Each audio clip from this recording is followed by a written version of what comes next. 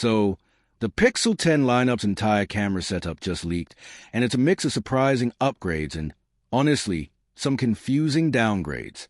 Let's start with a regular Pixel 10.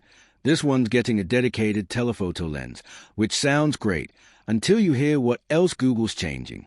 The new telephoto is using an 11MP Samsung JJ1 sensor, but to make room for that, Google is reportedly downgrading both the main and ultra-wide cameras. The main sensor is going from the Samsung GNV on the Pixel 9 down to a Samsung GN8. And the ultra-wide? That's going from a solid 48MP Sony IMX858 to just 13MP with a Sony IMX712. Yeah, it's basically shaping up to be a Pixel 9a with a zoom lens. Not exactly the upgrade we were hoping for. Now, for the Pixel 10 Pro and 10 Pro XL, no changes. Same cameras as the Pixel 9 Pro series. Kinda underwhelming if you ask me.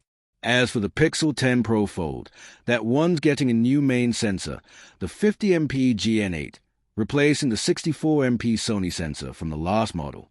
But even that might be a downgrade, depending on how it performs. Maybe Google is betting on the Tensor G4's new image processing to save the day. AI magic or not, these camera changes feel more like a shuffle than a real upgrade. Let's just hope there's more to this story before launch.